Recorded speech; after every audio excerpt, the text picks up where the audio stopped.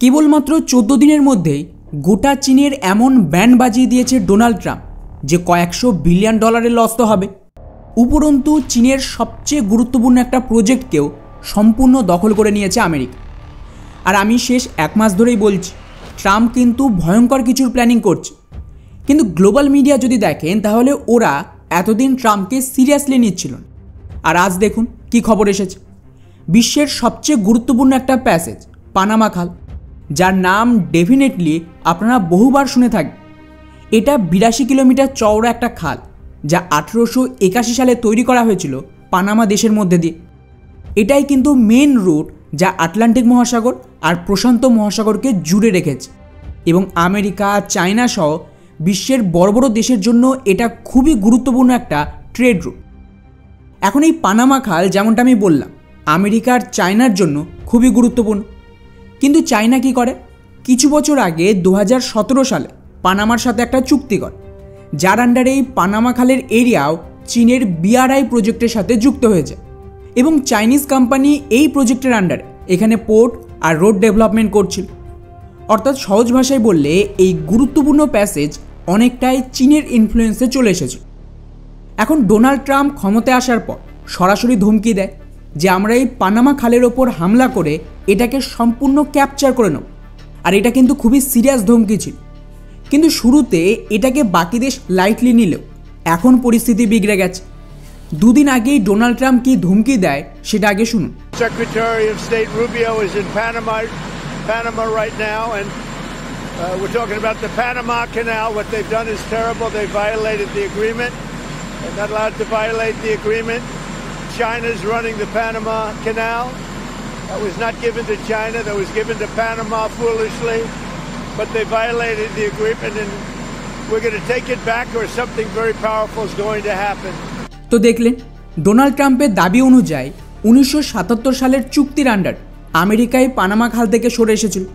আর Panama কথা দিয়েছিল যে ওরা নিউট্রাল থাকবে। কিন্তু যেহেতু 2017 সালে এখানে চায়নাকে এর অ্যাক্সেস দেওয়া হয়েছে, আর ট্রাম্পের মতে এই পুরো পানামা খাল এখন চীন অপারেট করছে, তাই আমেরিকার ডিপ্লোম্যাট পানামায় পৌঁছে গেছে। আর খুব তাড়াতাড়ি একটা বড় কিছু অ্যাকশন হবে, আর পুরোটা আমেরিকা রিক্যাপচার করবে পানামা আর চীন থেকে। অর্থাৎ এখানে কিন্তু সরাসরি একটা মিলিটারি হামলার ইঙ্গিত দিল ট্রাম্প। এই ঘোষণার ঠিক পরে পানামার সরকার ভয়ে তড়িঘড়ি অফিসিয়ালি চীনের সাথে নিজেদের যে BRI প্রজেক্টের চুক্তি সেটা ভেঙে দেয়, আর সাফ জানিয়ে দিয়েছে যে ওরা চীনের BRI প্রজেক্ট থেকে সরে আসলো। অর্থাৎ সহজ ভাষায় চীনের এত বছরের ইনভেস্টমেন্ট, এত গুরুত্বপূর্ণ একটা ট্রেড রুট পুরোটাই হাতছাড়া হয়ে গেল, যা একটা বিরাট বড় লস। আর এখানেই শেষ নয়। দাবি করা হয় যে চীনের গ্লোবাল এক্সপোর্টের প্রায় 20 থেকে 22% এই পানামা খাল দিয়েই হয়। আর সেটাই আমেরিকার দখলে চলে যাওয়ার মানেই হলো এতে কিন্তু চীনের ট্রেডও মারাত্মকভাবে ইম্প্যাক্ট পড়বে, স্পেশালি যখন ট্রাম্প পার্টিকুলারলি চায়নাকেই টার্গেট করছে।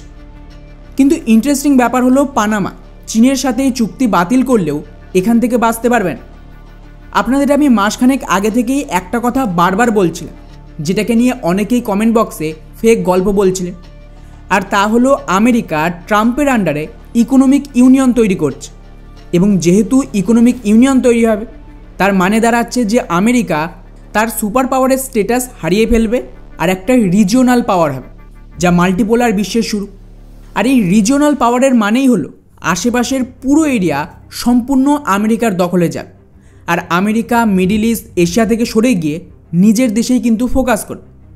আর এর জন্য জরুরি 4টে এরিয়া: পানামা ক্যানেল, যেটা মেন ট্রেড রুট হবে; 2 হলো কানাডা মেক্সিকো, যেটা মেন মার্কেট হবে; আর 3য় হলো গ্রিনল্যান্ড, যেখানে ওরা ন্যাচারাল রিসোর্সের দখল নেবে।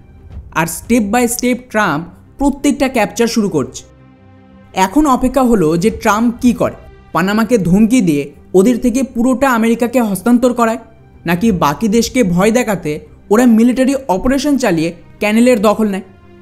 ভারতের পয়েন্ট অফ ভিউ থেকে বললে আমি বলবো যে আমাদের তেমন কোনো বড় লস নেই। আমি শুরু থেকেই বলছি যে আমেরিকা এরপর ভারতকেও টার্গেট করবে, আর এমনিতেই ভারতের ওপর ট্যারিফ লাগাতে শুরু করবে। ফলে ভারতকে নিজের স্পেয়ার অফ ইনফ্লুয়েন্সেই ট্রেড করতে হবে। আমেরিকা বা আমেরিকান মহাদেশের যে দেশগুলো রয়েছে সেখানে ভারত খুব একটা ঢুকতে পারবে না।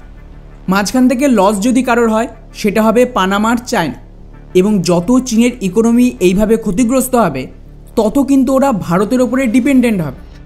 ফলে ওভারঅল আমাদের জন্য লং টার্মে এটা আশীর্বাদের মতন কাজ করবে।